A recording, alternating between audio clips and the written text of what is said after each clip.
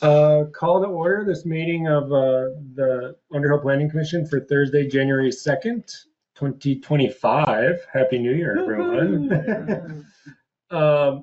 Does anyone have any additions to the agenda? Nope, easy. There's no public on, so no public comment, which takes me to the highlight of the Planning Commission for the evening in the last 18 months. We have a planning administrator. Welcome, Larry. So we're really excited to have you here. So just public welcome to you. Thank you. I know you sent around your CV, but I just had kind of set aside a few minutes to, I thought maybe everyone could go around the room and introduce themselves to Larry and maybe, I don't know, say one thing, like where you live in Underhill, whatever, pick something. What's your favorite fruit? There you go. Favorite vegetable? Favorite vegetable, that's more fun. So do you want to start, Tim? I'm Tim Fry. I live on Irish Sullivan Road in Underhill. Okay. And I guess you're from you had the Charlotte zoning administrator on your Town planner. Town planner. But I live in Burlington and have for many years. Okay, so we've worked with Charlotte, I think, with the previous zoning administrator there. Okay. And yes, I enjoyed doing that. So okay. Good to meet you as the next one in line. Okay. And what's your favorite vegetable? My favorite vegetable, boy. I don't like all vegetables, but boy, I don't know. Go exotic. Tomatoes. Jeff, do you want to go next? Because you're like sitting behind Tim remotely. Yeah, sure. If you guys can hear me all right. So I'm Jeff. I live on Upper English on the flat side. I'm probably the newest guy outside of Larry to the Planning Commission and to Vermont. We moved here I'll say 3 winters ago. I'll kind of count it by winters, so this is my 3rd winter. And I don't know, I'm thinking about this vegetable thing, and this is kind of gonna probably sound gross to some people, but I actually like asparagus. I'm not asparagus, Brussels sprouts. That's what I meant to say. So that might be more disturbing. Thank you, Jeff. Yep. I'm Sandy Wilmot. I live on the far end of Poker Hill Road, almost in Cambridge. And I like raw spinach. Ooh, that's a bold choice. I'm David Edson. I live out on the Pleasant Valley Road, halfway between here and Jeffersonville. And I'm in the past built houses, some spec houses, and been here since 1969. My favorite vegetable is green beans.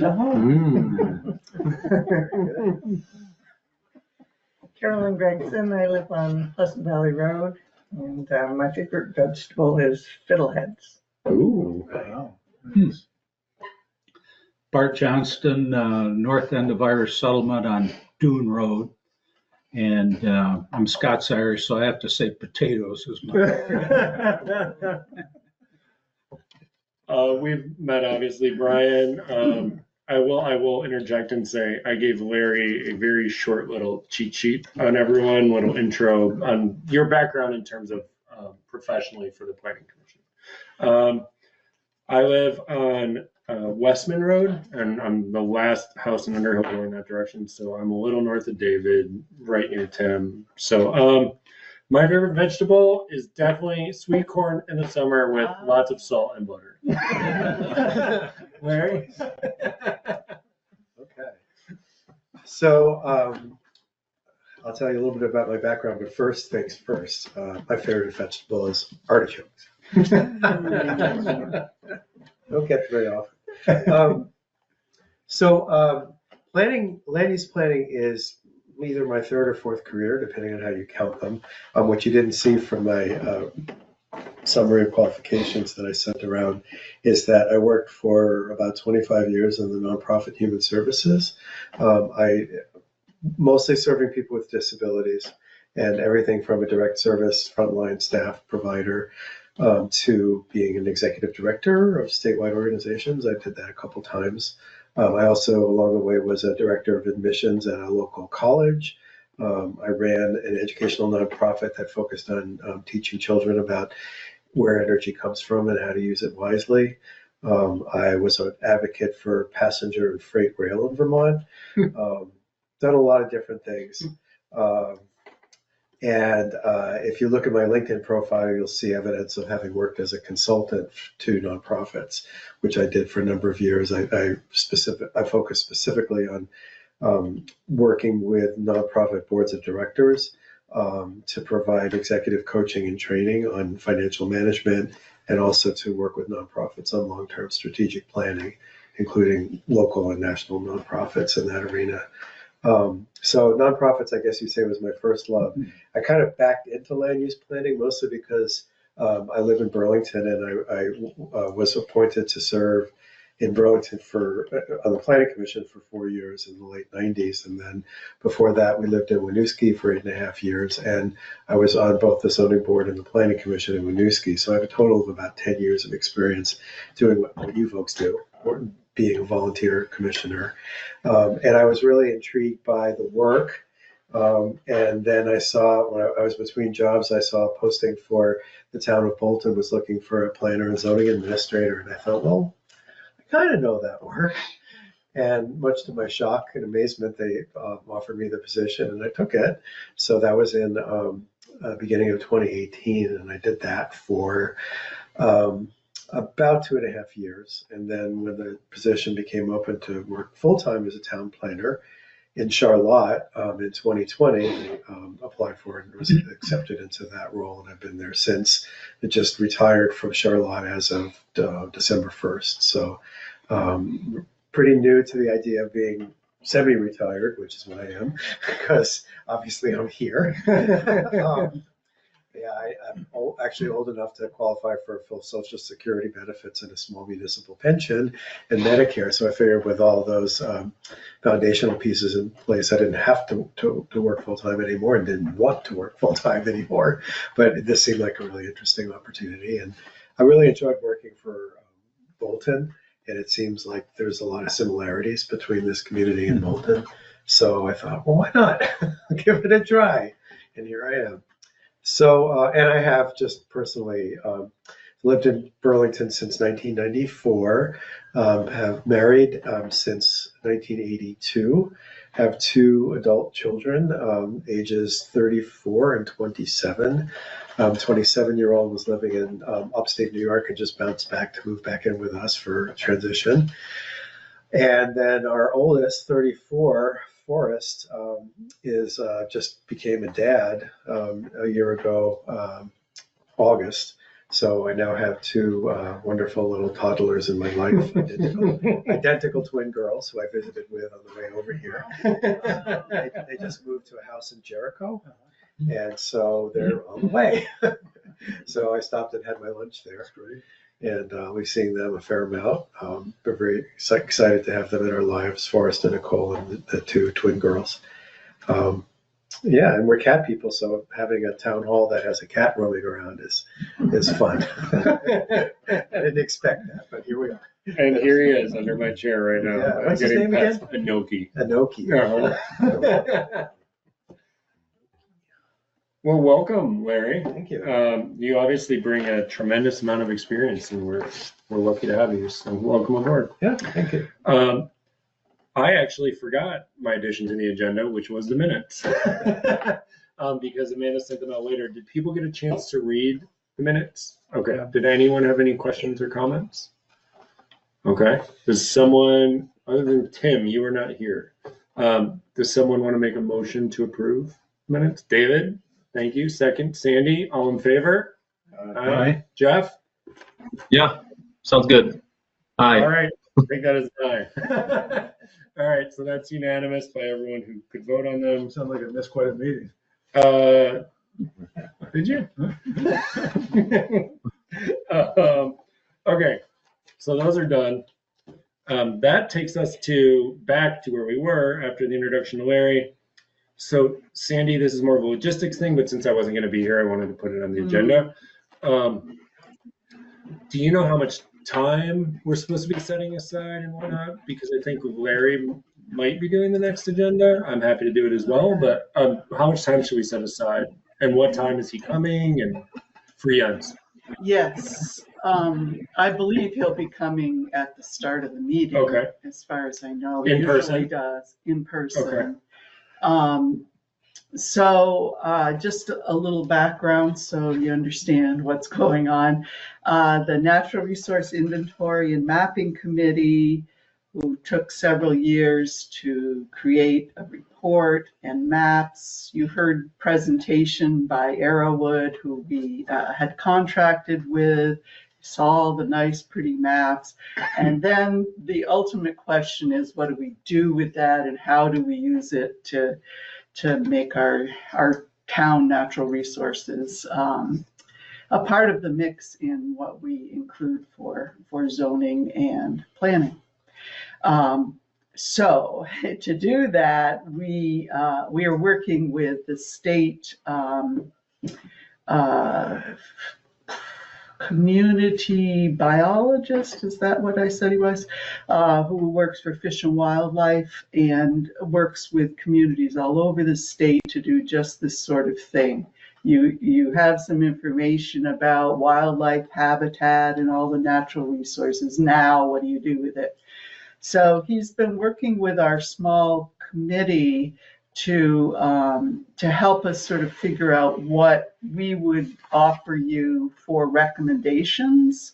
And that's what this meeting is going to be about.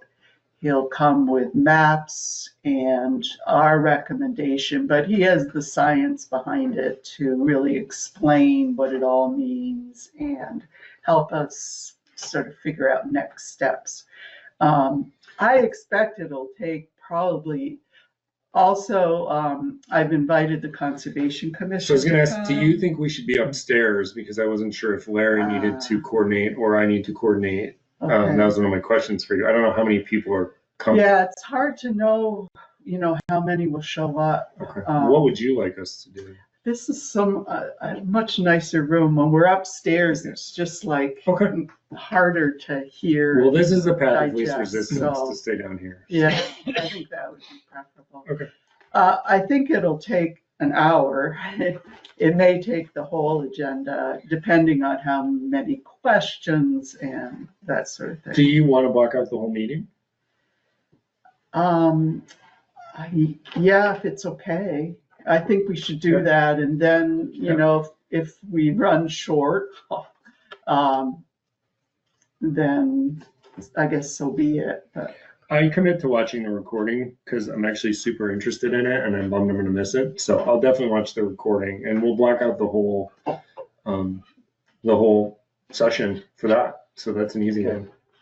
Now, what I expect before that session is we will have maps, and I would hope we'd have something to send you all so you can actually look at it first, and then it just helps you understand what's going on a little better. So Okay. you can look for that. Okay. As a follow-up to that, just so everyone knows, CCRPC, Brad and I had a Zoom with them early last week, so after Christmas.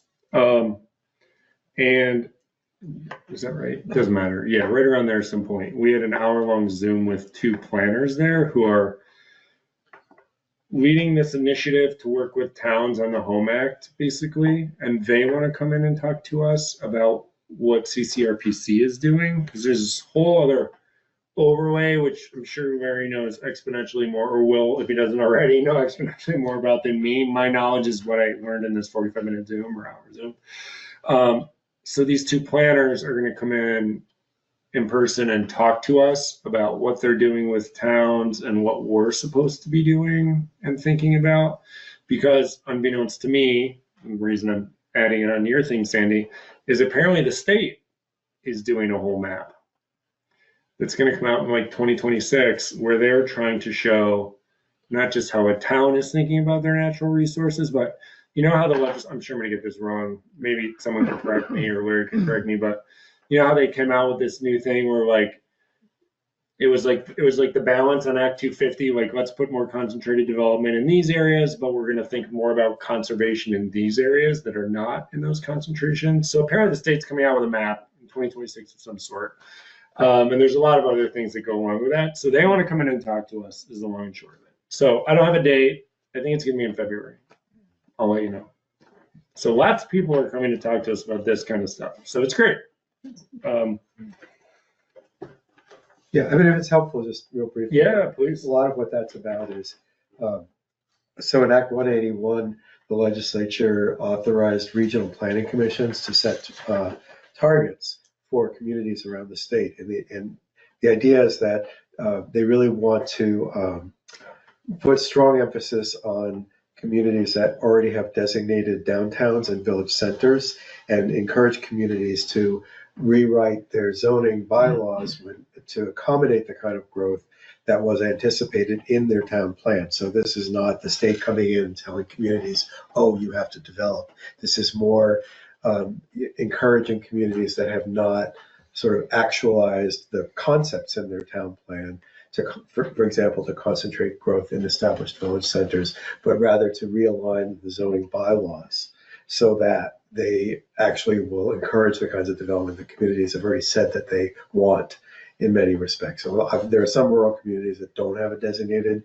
downtown or village center, and obviously, there has to be a little more conversation about those. But you have village districts already. We do, and actually in that Zoom, they had a proposal, which I'm sure Brad could show you. They didn't give it to us. Yes. It was a slight change to our village centers, like adding, I think they were taking a parcel out and putting a couple in, and it actually was by where you're doing your stuff for the church.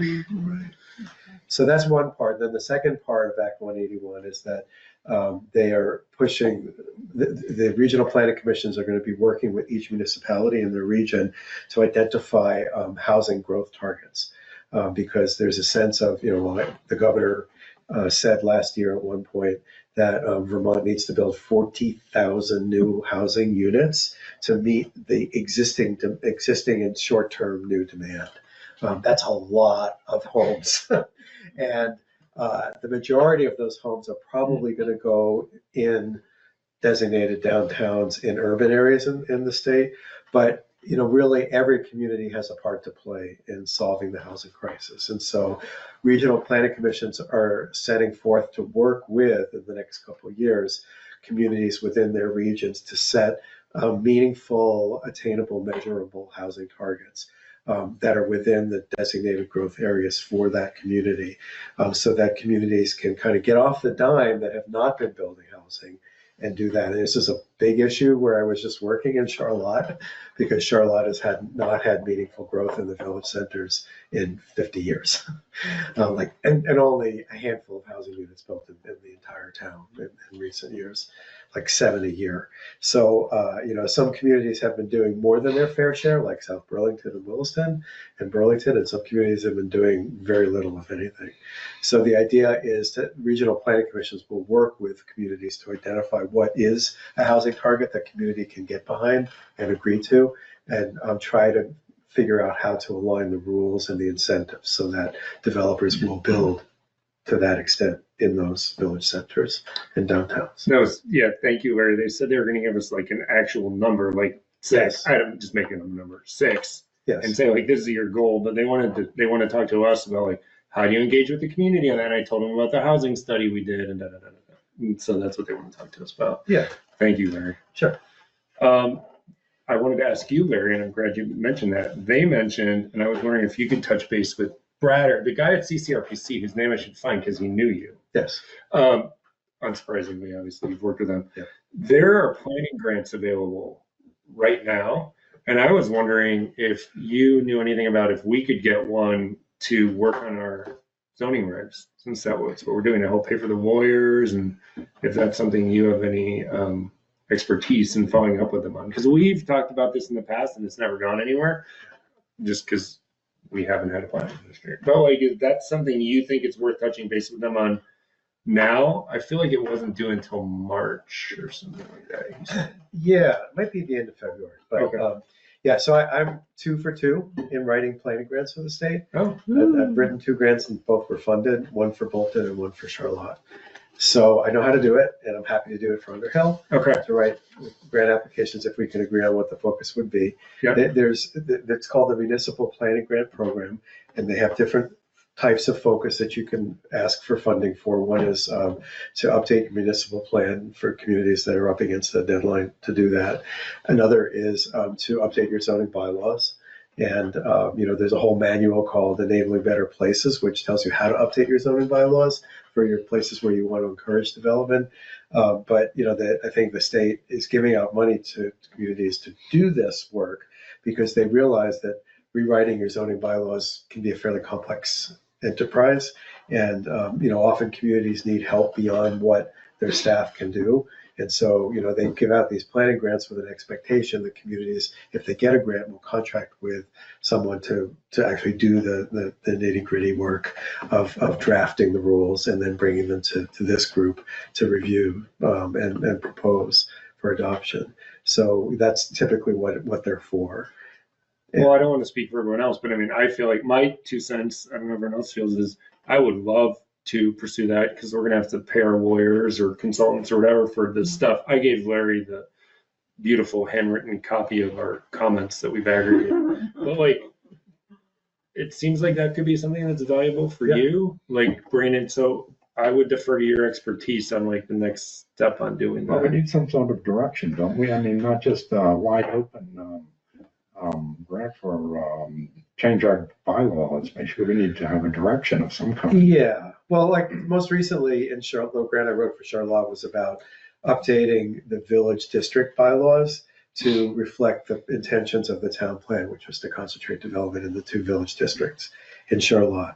And that was a winner as far as the state was concerned. And so, I know that you've had some issues come up with what kinds of activities should be allowed under what conditions in the village districts, and that would be a good focus.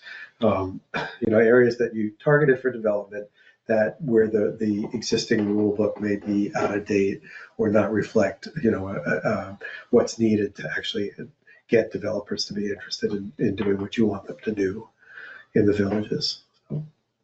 And that would cover, I mean, Yes. I hear what you're saying, David, and I definitely agree with you.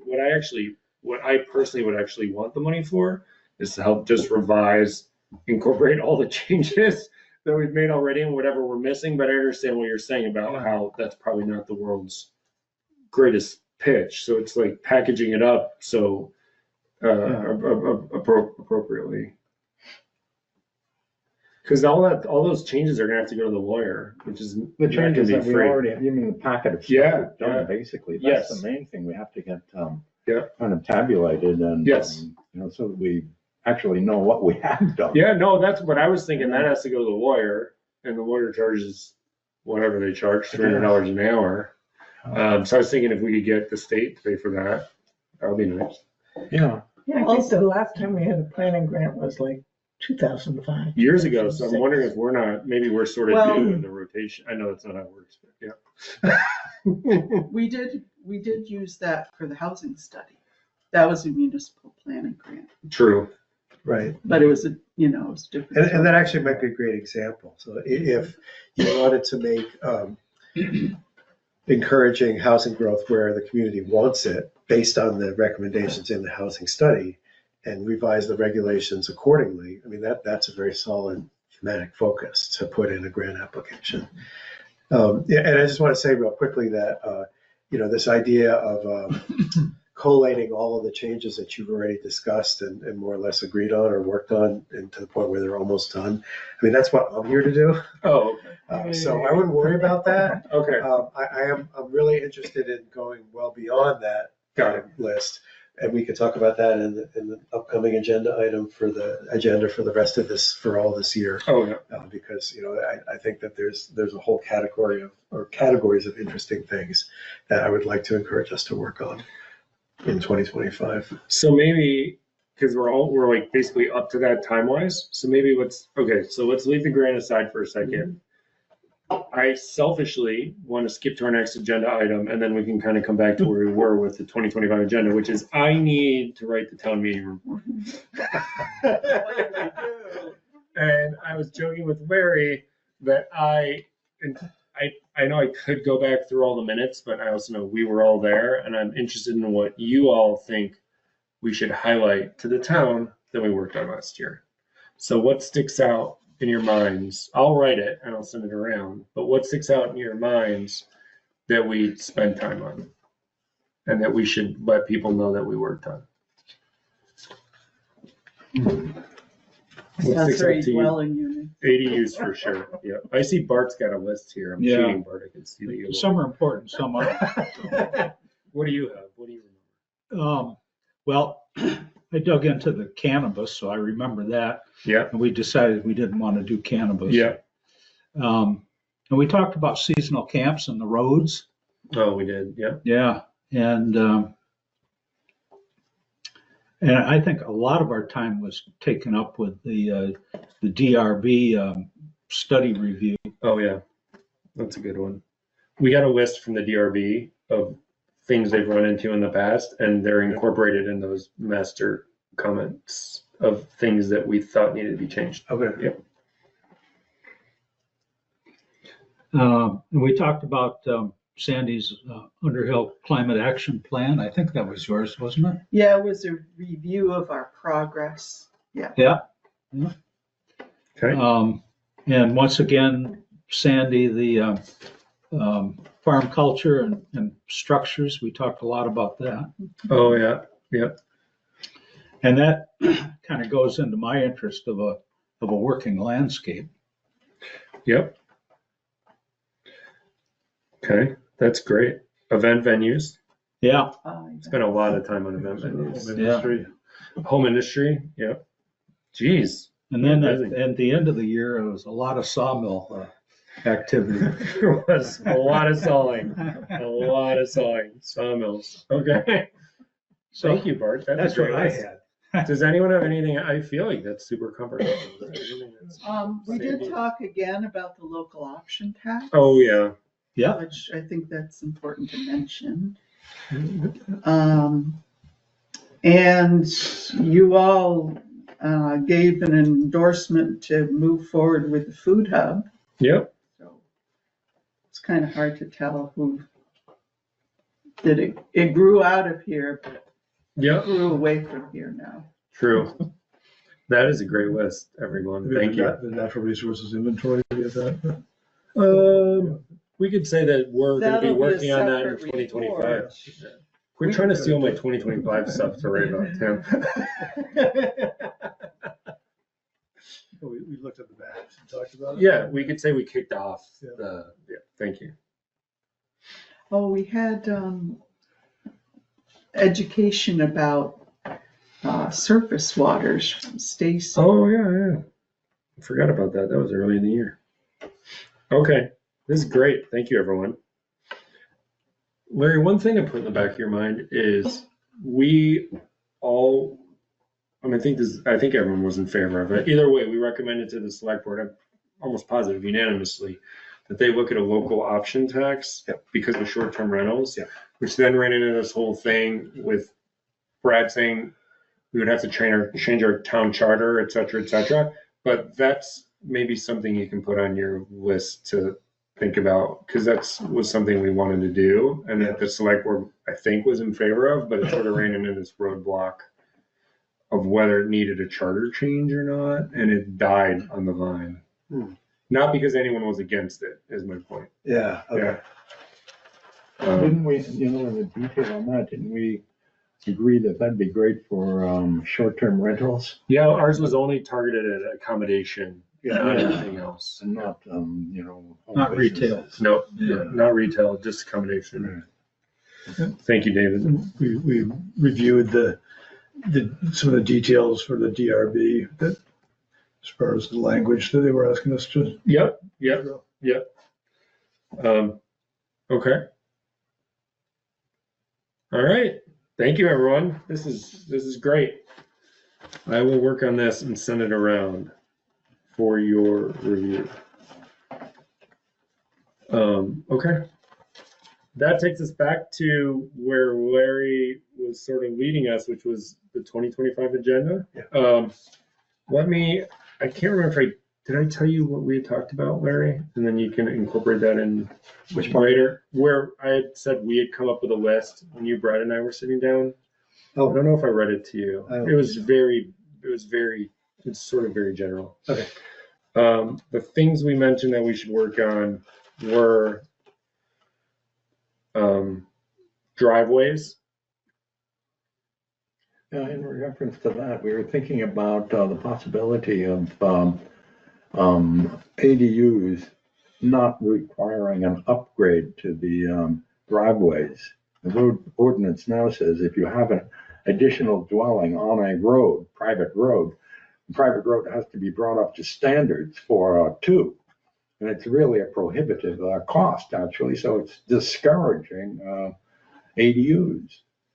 So that's something that we wanted to kind of look into. Which is more complicated than it sounds, because then it starts to trip over possibly the fire department. So then we have to coordinate. Well, it's the select board. It has to go It's to the select board, is there, Yeah. vote? Yeah. I mean, yeah. I just know Brad always gets a little sensitive about the fire department regs too. So that's something we have to think about with We don't Brad. have Still want regs. to scratch those trucks? No, they have things they would like us to do. Yeah, they can't regulate. Then we were talking about wastewater, and if this is something we want to revisit. We spent a lot of time on wastewater. A few years ago. That wasn't last year, that was 2 years ago, you're right. And whether we want to revisit like a community wastewater thing at all around development. Yep. It's like an 800-pound lift that was just, I think we just set aside because we couldn't dedicate the time to it. It felt like a full-time job, to be honest. So that's about creating a community system in the villages. Of some sort, yeah, theoretically, right? Yeah. We talked about this 24 VSA 4412 that I mentioned to you. Yeah.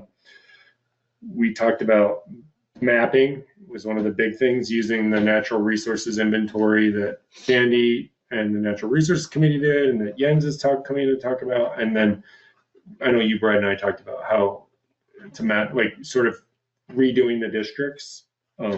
That's obviously a big thing, and public, I'm sure, would have a lot of thoughts. We talked about doing joint meetings with other committees in the town, and how that could be productive. And then just finishing up the zoning regs. And I'm sure a lot of that probably overlaps in some way with things you're thinking about. So now I will turn it over to you for the 2025 agenda. So I should have had outline prepared for this, but this is out of my head. Don't have anything written down. So I see, having worked with planning commissions over the years, I see the work ahead breaking down into several distinct categories. So the first category is the really mundane stuff that you've already talked about. And the real challenge there is, if there is a challenge, is that, you no doubt you've done a lot of good work to say what you think should change in some very specialized areas over the past year or two. But then nothing or very little of it has actually been enacted into your zoning bylaw. So I certainly have a lot of experience working with planning commissions to figure out how to very specifically lay out those things in terms of what section, subsection number are you changing to make this real. And I put together in Charlotte, whenever we were proposing technical updates to the land use regs there, a separate statement that explains the purpose, rationale, and effect of each change in a table format. It's very clear so that people who are not on this commission can understand what it is we're trying to do, what we're trying to accomplish with each of those changes. And it's not that it's complicated, but technically it's not all that challenging to just roll all the work that you've already done up with those proposing specific language changes and the purpose, rationale, and effect statements for each one, and get that ready for public hearing. And, certainly have done the cycle of figuring out how you warn a public hearing. You have to notify neighboring towns. You have to do a certain amount of days in advance. You have to publish in general circulation newspaper, put it on your website, blah, blah, blah. So that stuff is all very straightforward. It's boring, but you got to do it, because unless you actually enact the changes, they don't really mean a lot to how permitting is actually done in this town. So that's one category. And that's something that it's fine to poke away at throughout the year, but it would be good to think about, maybe by late spring or early summer, having scheduling a public hearing to actually just put all that stuff out, and maybe try to keep it to, maybe the top 10 or 12 technical changes that you want to put before the select board for adoption with public hearing. Then the second category, which is more interesting and fun to work on, is policy changes. And my suggestion when I met with Brian and Brad the other day was, let's think about involving people not on this commission, especially people from the DRB and perhaps from the Conservation Commission and other groups in town, to try to identify what are the pain points in our existing regulations. Like, what are the things that are difficult for residents to navigate when they're trying to do sort of normative types of development, just build a house, or, to convert an underutilized agricultural property into a business that has an event venue, or, accessory on-farm business, or what have you, or, various things that have come up in permitting where the way the regulations are written now are problematic. So I think that for me, one of the overall goals of land use planning, the good practices, is that if you find things in the rule book that are getting in the way for residents to do what most people would agree should be able to be done without a lot of hassle or process, you should fix those things. So, the whole second category is pain points. It's like, what are the pain points that Underhill is experiencing around permitting and development? And how do we sort of attack those forthrightly and fix them? And an example would be, I haven't studied the dimensional standards tables for the villages districts in great detail, but I did notice that, we had in Charlotte, there's a long list of uses that are under the conditional use category in the villages, which means that it has to go through a conditional use review process in addition to whatever permitting would be normal for a business to change or to start up, or someone to build multifamily housing in the village centers. And so a really important reform is to take uses that are typical in a Vermont rural village district and move them from the conditional use column to the permitted uses.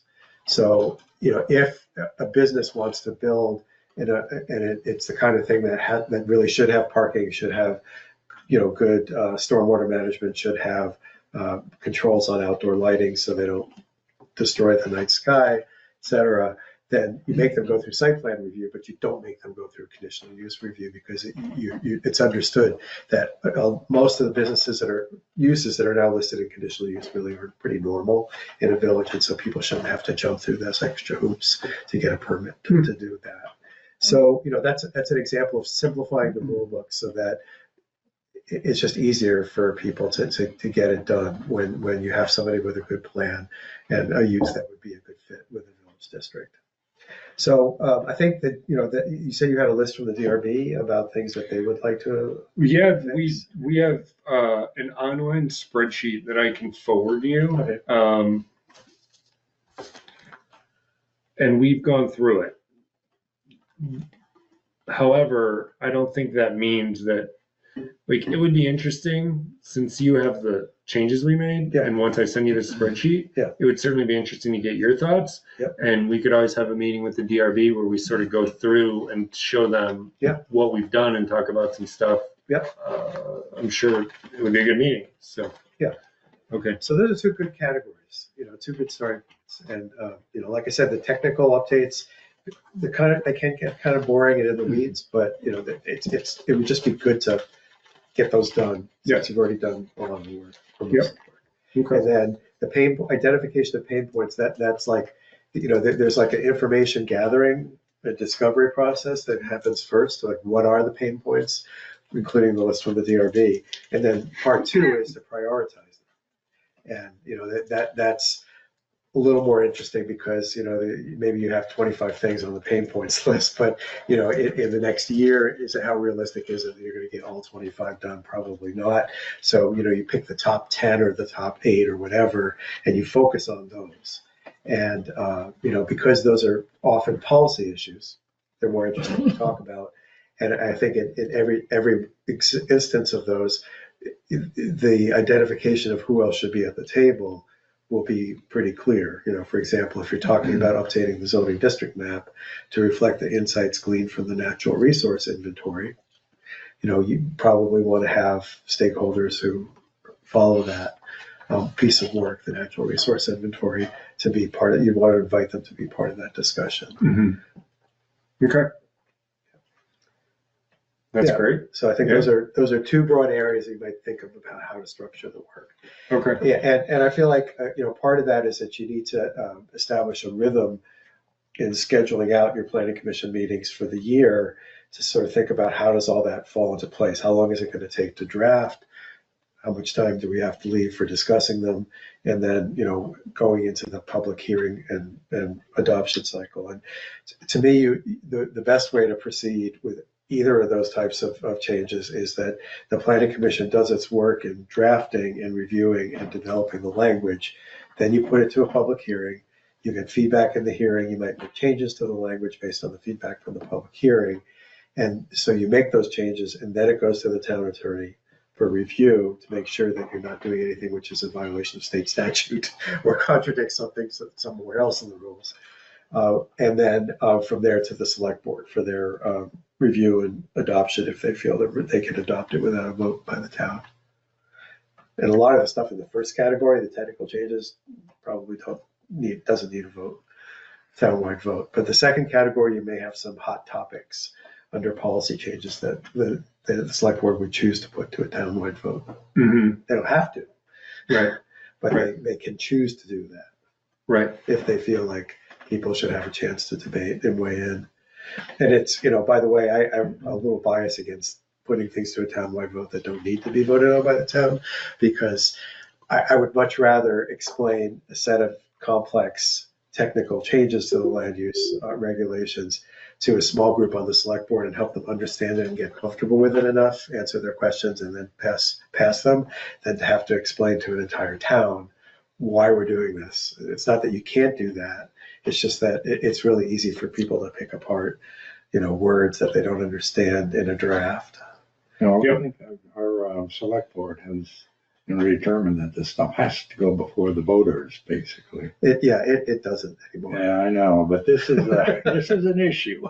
Right. Well, I asked them during my interview, the two members of the select board, including the chair, who were at my interview here, do you feel like you as a select board have an appetite for advancing changes to the land use regs when the planning commission has done its work and when the public hearings have been properly held and warned, and and it's clear that this is a well thought out proposal? Are you ready to adopt something that's, is going to be basically non-controversial, just common sense technical updates?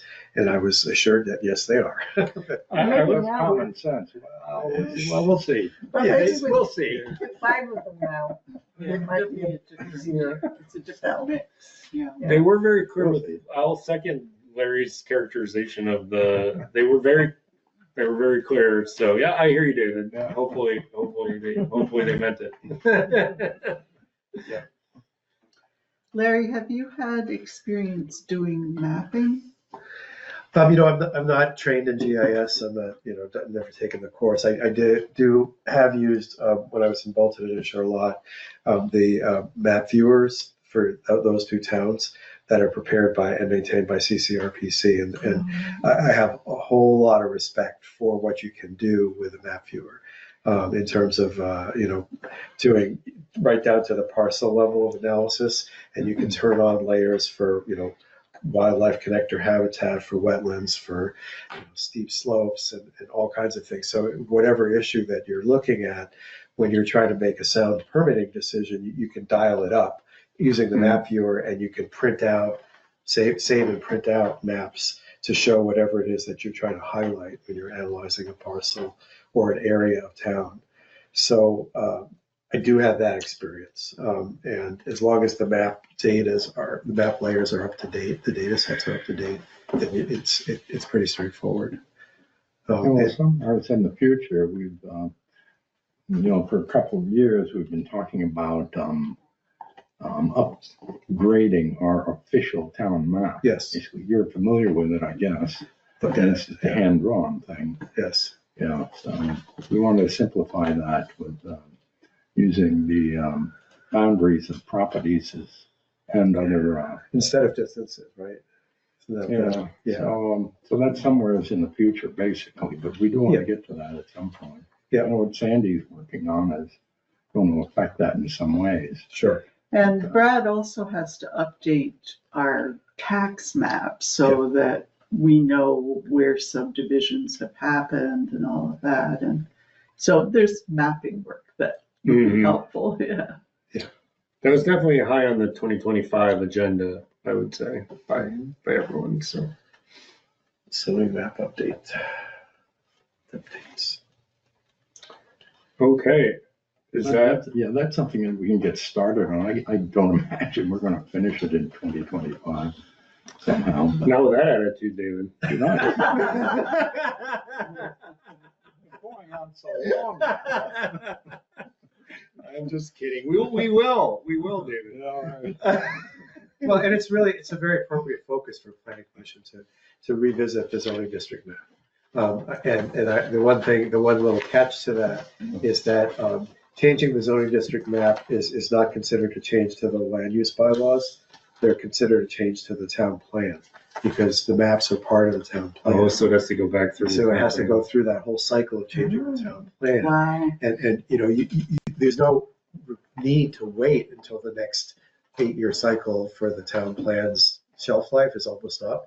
You can do that. You can propose a change to the district map at any time when you're ready. So I think it is appropriate to fold that consideration of moving lines, for example, that define the zoning districts into the work that we're doing, especially if we end up focusing on village district rules, because you want the zoning district map to be accurate, up to date, to reflect the policy of the town. And if you have parts, for example, of the village district that the town has targeted as being areas that would be appropriate for development, which are the zoning district map doesn't show some of that. That's a fix. I mean, that should be considered a higher priority fix to change those. And it should be based on property lines, by the way, and not on distances. Yeah, right. Yeah. And whether we get into, how much we get into district changing, of course, it'll get more and more controversial the more and more we do. But anyway, that's a discussion for later. Anyone else on the 2025 agenda? I mean, obviously this will be an ongoing thing, but if not, we'll go to Sawmills, which I believe we can try to wrap up, maybe, and get it to the select board. So I am going to go around the room because Larry is new. And if I mischaracterize what you said, please chime in. But I thought this would be faster than just doing our stuff. So just in the order I have them, which is not how we're seated tonight. David had mentioned that setbacks and noise were things we should think about, and he was sort of unsure what to do about it the last time we spoke about it, which was the meeting before Christmas. Well, Roy's not here, but Roy had said separate sawmill and firewood, and that he thought there shouldn't be a lot of separate rules. It should all be conditional as it comes to the DRB. Jeff felt pretty much the same as Roy. And said, again, paraphrasing, conditional everywhere, but in the village centers. Tim had said that he felt pretty much the same as Jeff and Roy. Bart said he thinks we should encourage all working landscapes, including sawmills and firewood, and that it should be conditional everywhere. Boris is not here, but he said he largely agrees with Bart, but is torn between that and the noise that they create. Sandy had said she largely agrees with Bart, thinks we should mitigate noise. if I mischaracterized, for some reason, Carolyn, maybe you weren't at this meeting. I don't have a note. I wrote them. I was pretty fastidious about notes, so this Maybe must, not, maybe or you maybe I weren't. was, Oh, you were remote. remote. Yeah. So, I don't know what your perfect segue. I don't know what your view on Sawmills as of interested where we, in or we can circle back to you. working landscape, but very concerned about noise and proximity to neighbors. Okay. And the only other thing I would tell you, Barry, and then you're up to speed, is I started the last meeting because I spoke to Charlie Van Winkle, who's been the chair of the DRB forever, and Brad, who you know, and the consensus was that we need to think about noise level, both hertz and decibels, that we need to think about hours of operation, and then we need to think about setbacks. I would say Brad said in addition to those general comments, Brad gave me a specific thing. Brad thought we should have a radius, not a setback, and that the radius should be 1,000 feet, which I had mentioned everyone at that meeting. I think that is a fair summary of where we are. My hope was that we could reach some sort of consensus tonight about what the planning commission would like to recommend to the select board, whatever that is. I'm not quite sure how to get there. Maybe we kind of go around the room again, since everyone's had more time to think about it, and see how we feel about the framework that Brad and Charlie laid out, which is like hours, noise, and setbacks, and see if we think that maybe number one, is that the right way to categorize? And Larry, please chime in too if I'll shut up after this. Like, is that the right, maybe the quickest way to do that, is that the right framework to think about this? Or do you think we should delete or add something to that list? And if that is the list, what are the numbers? And I think that devil's in the details there, right? But like, I think that would allow us to get something to the select board, and then they can decide what they want to do with it. Do they want to talk to the town about it? Do they just want to do something like Larry was talking about? So, Sandy. I have a thought about setbacks versus radius. Okay. I was thinking about this a lot and actually used a map in my house and tried to figure out, okay, what would affect me? And I was looking at some of the stuff you sent, Bart, about what other towns had done, and one town had a 500-foot radius, I think is what it was. And the reason that radius would be more helpful is it isn't really another person's property line that we're trying to mitigate. It's where their house is, or where they're most apt to be bothered by the noise, right? So I think the radius is really the important factor rather than a certain distance from your parcel boundaries. So yeah, and 1,000 feet is a long way for a radius. You have to have a pretty large acreage in order to not affect anybody. I think that's too far myself.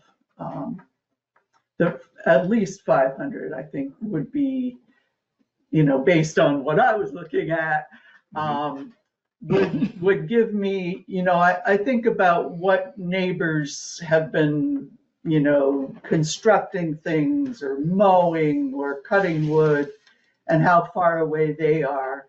And yeah, you can hear it, and yeah, it's noticeable, but is it bothering? No. I think 500 feet is probably a good ballpark distance. I've been thinking about radius also, and I agree with Sandy. I think the radius idea is a better idea than setbacks. And whether it's 1,000 feet, maybe 1,000 feet, but I do like the radius idea.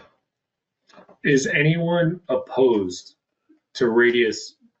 I'm not saying the number. Is anyone opposed to radius being one of the metrics that we are recommending to the select board? Because you, Bart, had said you thought, was that right? It was you, Bart, who said you thought everything could be conditional. So this would be not that. We would be going in with I mean, obviously the spectrum here is we could do nothing, leave it as is. We've all heard from everyone involved, right? The consensus seems to be that we should allow it, but with rules around it. Unless you think, hey Jeff, I think, oh, you got it. Thanks, sorry. Unless you think it should be entirely conditional with no, I'm not trying to railroad you here, Bart. That's my point. Like, you agree that we should be having some metrics of some sort, or? Getting back to what I said last time, was that what's important from what I'm hearing from people and what makes sense to me is the noise, not the distance. And so if you wanted to do radius, that's fine, but let's make it conditional on noise. So, link it to how many decibels you're generating. If you have a quiet engine on a wood splitter that you can't hear 100 yards away, well, you don't really need a radius, so, but I would say, okay, anything over a certain number of decibels, then you have to have a longer radius than more quiet, shorter radius. Tie the two together. That's what would make sense to me. Yeah, guys, can you hear me? I think keeps unmuting me, but I think that makes sense. I like that. But I still would like to keep a setback in there, maybe not necessarily for noise, but maybe for placement of logs and stuff. Because I think another irritating factor for a neighbor could be that, somebody starts piling up all the logs right on the property line next, and if their house is 10, 15 feet from that property line, well, now they got a pile of logs to look at and potentially nuisance animals that are, making nests and whatnot in there. So maybe a setback relative to storage of stuff, and then radius relative to sound to the actual equipment itself.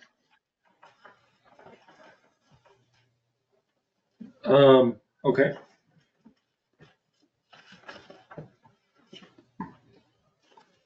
So I think we're slightly saying, it sounds like there's a slight difference of opinion here in some ways though, right? Because a radius based on distance irrespective of noise is very different than just a noise measurement, right? So I think that's something we probably need to work through, just as number one.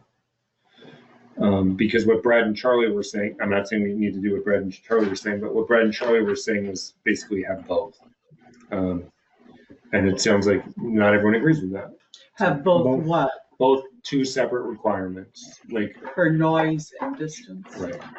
In other words, the noise and So what- the parameter of the radius being tested. Yeah, I think Jeff, yes, you would test the noise at the radius, Yeah, but the radius exists as a Yeah. thing of itself. right. And then if the noise exceeds a certain level at the radius, then Yes. there would be a problem. Yep, that's your measuring point Yeah. for the noise. But Yeah. maybe I'm not thinking about this right for myself. I mean, that's where you measure the noise, but like irrespective of whether the radius could be smaller and still meet the noise requirement, you still have the radius. Yeah. Does that make sense? Yeah. Yep. Yeah. I don't know if I'm keep it as explaining. simple as we can. Yeah. Too. And noise is changes with the seasons and with the barriers. You might have softwoods or hardwoods, the wind, the time of year, and the noise carries more Topography, too. at the in the winter than in the summertime. Yeah. When the air's not as heavy. Have you dealt, not to throw you in the deep end here, Larry, but have you dealt with anything? So we dealt with this on event venues, sort of. Well, not sort of. It was very similar, right? It was about noise, but less about a working landscape. It's more about noise. But yeah, do you have thoughts on this? Well, you have a performance standard section of the land use regs. Yes. And it does specify a standard for noise. It says noise in excess of 60 decibels.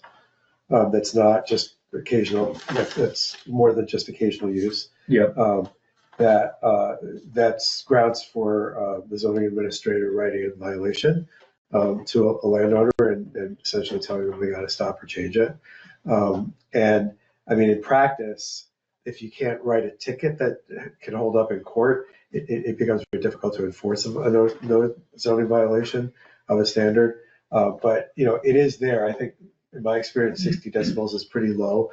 I've been told that, for example, a very common sound in a rural area is someone driving around a riding mower, and 72 decibels at about a distance of about 100 feet is a typical standard for noise standard in the zoning ordinance. So yours is lower than that. It's funny, that's what's in our nuisance ordinance. Oh, okay. I don't know if Brett gave you this, but it's 72 decibels. Yeah, that's a pretty.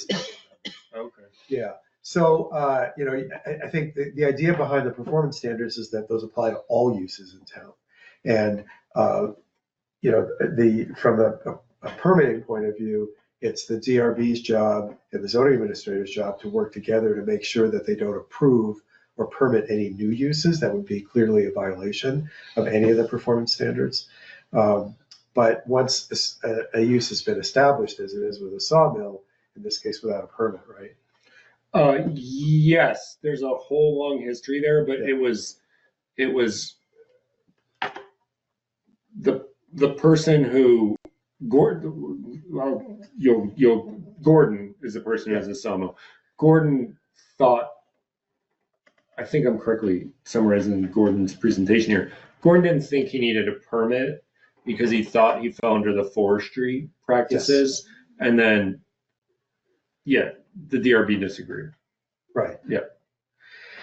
Yeah. So, there's a basis to do enforcement without that, but I think you can modify the standards in the definitions for the types of uses as well as the conditional use standards by district to say that, certain types of uses would always be a conditional use, like a sawmill operation, for example, as opposed to something that's just allowed by right, which is what Gordon says he was. Yeah. And then you can also, basically say that in a review of a certain type of use as a conditional use, that the DRB should always look at noise impacts, look at material storage, look at anything else that they feel is typical of that type of use when they're deciding whether to grant a conditional use permit for it. But not give them, what you're saying in that instance, not give them specific. You're basically saying, like, DRB, you should think about these things.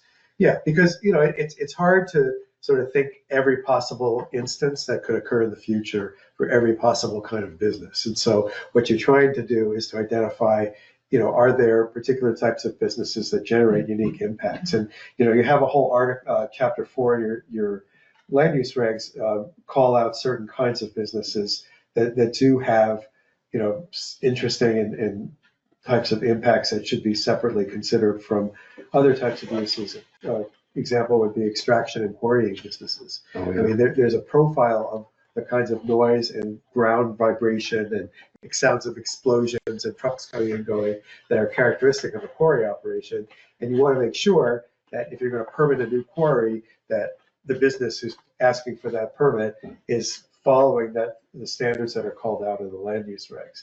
And so because you don't have, I guess the contractor's yard is what has been discussed as a category for this? No, we were going to create a new one. Create a new one, okay. Yeah. So you could create a new subsection within your chapter 4, that just addresses sawmills. And I personally feel like sawmills does not fall within the agricultural exemption, which includes forestry. To me, forestry is cutting down trees and taking them out. So it's seasonal, it's episodic. After they've culled the trees in a specific area, they usually move to a different area so that the impacts change over time.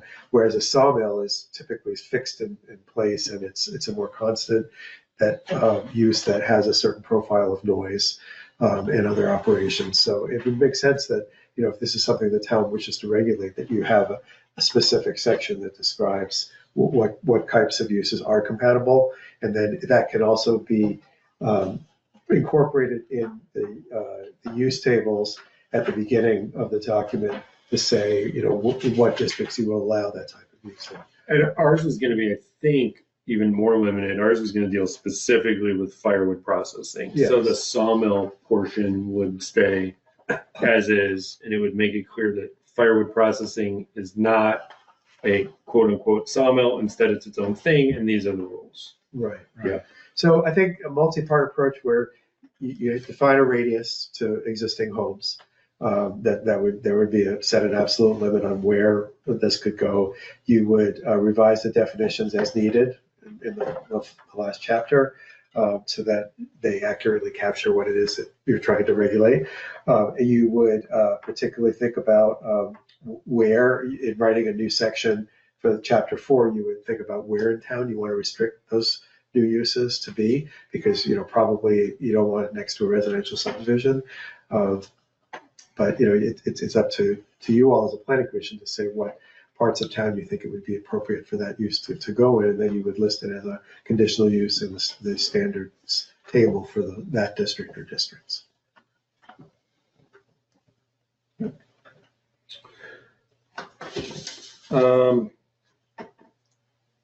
Well, I guess I'm hopping around a little bit here, but I'm trying to figure out where there's broad-based agreement. Like, is there broad-based agreement over hours as a standard and what this should look like? Well, yeah, you wouldn't want it to be, 9 o'clock at night, basically. Yeah. Something. So it'd be, some reasonable working hour standards. Which would be like 7 to 4 or something, 7 to 5. 7 to 7. 6. 7 to 6. I don't know, some of the other towns had 7:30 to 5 or 8 to 5. Yeah, I was thinking 8 to 5. 7's kind of a working person's hours. But I guess it's you're interfering with the non-working people, the non-work with their hands people. right. And are we thinking like Monday through Friday? So it sounds like there's broad-based consensus around the idea that it should be 8 to 5, Monday through. Yeah, that works for me. And then on the noise, I'm skipping over radius on purpose for a second. On noise, does everyone sort of agree with what Larry said? That, and I know Nicholas mentioned this when he was highlighting, well, hey, there's already performance standards in the town. What is it, 3.14, Larry, or something like that? I can't remember. He gave us the number. Page 45.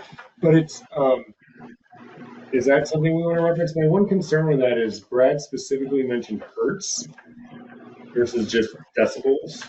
I get it. I'll be frank. I have a very hard time figuring out, like on a practical level, what that actually sounds like. But the nuisance ordinance has this whole chart of hertz. And just in case you haven't seen that, it has this chart. It has this whole chart of the hertz is like how high pitched it is. Yeah. So I think as the pitch goes up on the hertz chart, the decibels, I think Go down. they're moving inversely to each other. Yeah. So if I want to like run around blasting a high pitched whistle, I can't do it as loudly. So that's in the nuisance ordinance. So Brad and Charlie both specifically mentioned hertz and decibels, so I'm just throwing that out there for the group, which would not be caught by the performance standard in the town regulations. I personally don't know if the hertz on the sawmill moves around a lot. I guess it does when you cut, maybe. So it sounds like it might be relevant. Yeah, when the blade is going through the wood, it'll be loud. Yeah. So And was there suggested hertz? no, not by Brad and Charlie. I mean, there's the hertz in the nuisance ordinance, but again, I maybe someone here is smarter than me. Like when I look at the output band range for hertz, and you ask me what is that 151 hertz and 55 decibels, so I'm like, I have no idea. Yeah, like yeah. Like I'm gonna maybe assume for purposes of this conversation that a lot of work was put into this chart, the nuisance ordinance, and then it's a decent standard. I can't pretend like I know. Yeah. Did you guys read? I think Bart, you sent us a link a few weeks back. Sandy sent she did put some stuff in a Word doc, and then Bart followed up with a link. I was just scrolling through it right now. Morristown had a write-up on firewood processing. Can you guys hear me okay? I'm just making sure. Yep. Yes. Okay, cool. So theirs was, they don't mention the or sound so much, but they specifically put in a chord unit. So they say processing of less than 300 chords. I don't know if we want to get that deep into this or not. They put purposes by 3 or fewer employees, hours 8 a.m. to 5 p.m. Monday through Friday, and 9 a.m. to 2 p.m. on Saturdays. Processing 300 or more cords of wood per year shall not be permitted use and shall require conditional use. I don't know if that's, am I creating too many more headaches to think about with this, or? Yeah, I don't think the amount of wood is processed is important as the other things we've talked about. I agree. No, I mean, I guess the only reason I brought it up is because I know, like, and again, I don't want to create this specific to a certain, current outstanding issue, but, if somebody comes in and says, well, I only want to do 300 chords a year, and they get their permit, and then all of a sudden they're doing 1,500 chords, and like the machine never shuts off, and so that's why I was just kind of bringing it up. Like if it's written into the DRB conditional use stipulations that it's only that, we deal with it at that point, just so that like somebody doesn't say, I'm only going to do this amount, and then as soon as they get their permit, they instantly switch, bait and switch, and now they're doing 1,000 chords. I mean, we could say, to the way Larry was describing it, we could have like a few specific things and then say, like the DRB should also consider, and just have a list with no specific things around it, right? Like, yeah, the general, I don't know. That could be like the number of chords, or I'm struggling to think what else would go on that list, basically, which is why I'm fumbling around. Except they may not like that because that puts the ball in their court. Which is what they basically the DRB, Larry, asked us to be less vague. Yeah. On other stuff. That was a big part of the list they sent us. Yeah. Like, hey, please give us a little more Yeah, guidance. standards. So, yeah. It's more about, is it a part-time operation or is it a full-time operation? Right. And yeah. I guess I'm just worried about it because people are complaining about this situation right now, and he's only doing it like supposedly 60 or 70 days a year. So it's like if we give a permit to somebody and they're literally doing it 200 days a year or something, like is that going to set off half the town with issues? I think it's a fair point. One thing that you need to keep in mind in preparing language is that right now, as I look at the conditional use section, conditional use review, it doesn't seem like there's authority for the DRB to impose hours of operation limits. We have that in Charlotte, and it was frequently used by the zoning board and the DRB to set limits like what you're talking about now. But it would be a simple addition to the language you have. Okay, so we could do it. We could just have to. I mean, it already, the conditional use language as it stands does allow the DRB to impose conditions in terms of increased setbacks and buffers. So that's consistent with the idea of a radius measurement, and you already have your noise standards. But if you wanted to give them the authority to impose conditions related to hours and days of operation, you'd have to actually add some language to the conditional use rules. Thank you, Larry. Because otherwise it's subject to court judgment. Where did this come from? Where does it say in your regulations that you could do this? Okay. See.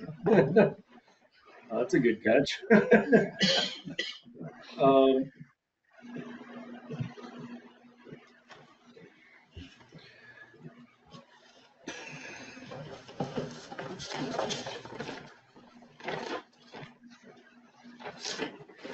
Sorry, I'm just looking at the. How would we clarify this difference between the nuisance ordinance and the performance standards? Because they're not necessarily in conflict, but they don't really totally. So basically, you need to meet the performance standards, but then you also need to meet this nuisance ordinance. And it's okay. Okay. Is that what we say? I think we definitely have to, for sure, on that. I think at least state those criteria to be met. You have to meet the performance standards and the nuisance ordinance as is, like everybody does for what you're doing right now, right? So, because they Yeah. both are like things that exist and enforced. Yeah, and it doesn't hurt to remind the DRB that they have to reference those documents in making a permitting decision for conditional use. So, if I'm understanding correctly, it seems like the only area that we're sort of we haven't finalized is the radius. And yeah, Setback. or radius. Well, setback or radius, or and Bart, I think again, not to I don't want to mischaracterize anyone's position. It sounds like maybe some folks aren't sure that there should be a separate radius aside from the noise. I think that fairly characterizes what you said, Bart. Yeah. Right. So I think we need to just maybe debate radius a little bit versus setback versus should it exist at all, and see where the consensus lies. And how about the noise? Where is that being measured from? To next to the machine or at a certain distance away? Measured at the end, at the radius. Yes. Yeah. Usually it's measured at the property line if you don't have any other reference point. But Mhm. if you're making radius the standard, like a 500-foot radius line, then you would measure it at that boundary, which is it's a definable point of. So if we didn't have a radius, then we'd have to come up with. Are you completely opposed to? Are you opposed to a radius number that? Like, let me be ridiculous for a second. Let's say the radius was 50 feet. Are you opposed to a radius altogether? Or is Pretty it? much. Okay. It So doesn't- it's not the It doesn't number make of it, the it radius. overcomplicates relatively easy solution. I see it as just sound. Okay. So you would just kind of like measure out until you hit the number where you hit the distance where you drop below. The thing that is difficult about that is before you set up the firewood processing, how do you know how far it's going to go? You know, whether it's going to adhere to that or not. Whereas if you say, okay, we want a 500-foot radius, then setting it up is much more clear. Granted, you still wouldn't be able to measure at that 500 foot. But if we think, that's likely to be what's needed, I don't know. There's a little table on the bottom of the section about quarrying, extraction and quarrying operations that actually gives standards of distance to different uses. So, But isn't it for that type of machinery? well, yeah, but it's perhaps it's somewhat comparable, So maybe it's a framework. It's a framework, yeah. So in this little table of standards, it says you have to be, active quarrying can be no closer than 200 feet to a nearest property line, can be no closer than 500 feet to residences. Oh, So there's your precedent. there's right there. interesting. But quarrying uses dynamite, Yes, and dynamite blows Woo. rocks. yes. And so that's the practical reason for setbacks when you're blasting. Yeah.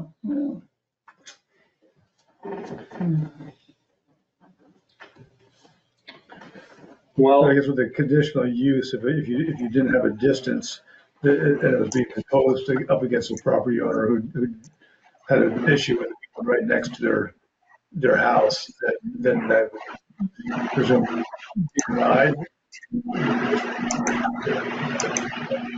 Grounds for denial, right? The adjoining property owners automatically have their adjoiners, so they have legal right to participate in the hearing, and if the permit is granted that they object to, they have the legal right to appeal. If they came to the hearing and spoke or submitted written testimony. So, yeah, I mean, the important thing about conditional use is that it provides that due process. Right. It gives property owners a say, and if they feel like something would adversely affect their ownership or their peaceful enjoyment, then they object in the hearing, and then that's duly noted, and they have the right to appeal. But the other thing is that before any appeals are filed, it's like if they've raised their objections and the objections are reasonable in light of what's being proposed, then the DRB would make potentially a different decision, take that into account when they make their decision. And they might tell the property owner, well, yes, you can have a sawmill, but you got to push it up the road few hundred feet, Right. where it's not going to be as much of an issue or an issue at all for neighboring properties, property owners. So, the DRB can condition permits, not just a straight yes or no. It's like they can draft conditions of approval that restrict how a property can be used or developed. And then, of course, the thing about appeals is that it's a two-edged sword, right? Because if the TRB includes conditions of approval that the property owner, the applicant, can't abide, they are also free to appeal the DRB decision. Yeah. But, and more often than not, what you see on the ground is that the property owner wants to get something built. They're going to be flexible about how they approach the DRB, and if the DRB says you can only do this if you follow X, Y, and Z, then the property owner has an incentive, because they don't want to go to court either. They don't want to spend thousands of dollars on lawyers and court fees. They'd rather just build their project, and they might have to do it a little differently to get their permit, but they will, they have incentive to come to the bargaining table in good faith. I mean, I think we're living through that. We as a town are living through that right now with Sawmills, right? Everyone's had to spend money on lawyers, Right. and they're appealing DRB decisions, and I think that's what we're trying to avoid. Give everyone transparency is not the word I'm looking for, but certainty. Yeah, absolutely. And if you did have a 1,000-foot setback, and you had the situation with Gordon, and it was a conditional use, and could the property owner agree, the budding property owner agrees, saying that, well, it's 1,000, but you were all right with the 500 feet based on your decision. Would that be acceptable or not? You could if it was a setback for sure, right? Because the DRB can cut a setback in half. Is that right? I think so, yeah. Yeah, I'm almost positive the DRB can cut a setback in half. So presumably they could also cut a radius in half, but we'd have to confirm that. Mm-hmm. Yeah, I know the DRB can, if everyone's okay with it, the DRB can say, yeah, your 50 can become 25, but they can't make it 24. Yeah. Mm-hmm. And I think, the other aspect of putting it through the public hearing process, the review of the public hearing, is that when you propose, whatever the standard is that you propose, people will talk about it. They'll see it at the hearing. Right. And people will weigh in. Is 500 feet right? Is 250 feet right? And then based on that feedback, you can amend the draft, and then it'll go to the select board and they'll decide. Maybe what we do is this, because it's about 25 after. So all of next meeting sounds like it's going to mostly be yens. But if for some reason that went 75 minutes or something, I will think about it too, and I'll email David with what I think it should be. And then maybe you all could reconvene on it and see if everyone just think about it, see if there's a consensus around something, some ideas pop up or whatever. And if you don't get to it, then we'll get to it the following meeting and try to figure it out. I love trying to get to unanimity. If it becomes impossible, I guess we can take a vote, but it'd be great if we could all come to a consensus where everyone feels comfortable. And I'm happy to actually just create a draft based on what you've summarized. Oh, that'd be wonderful. Thank you, Larry. Maybe that'll help us reach consensus on the other things too, once you start seeing things in black and white. Yeah, That's a great idea. Yeah, great, thank you. So, if we're going to be talking about that draft a month from now, I think that's time for me to do the research, give you a draft to look at, think about the draft, and then bring it up on the agenda maybe in early February. Well, maybe we plan on that then. Forget the trying to fit it into the post-Jens Hokie. We'll just plan on doing it in a month. Is that okay? That's Okay. Good. Okay. Awesome. Well, thank you, everybody. I think unless anyone has anything else, we'll wrap it up at 7:25. If someone wants to make a motion to adjourn, David, if history is, I believe the honors are yes. Yeah. Have a great night. Bye, John. Bye, guys. See ya.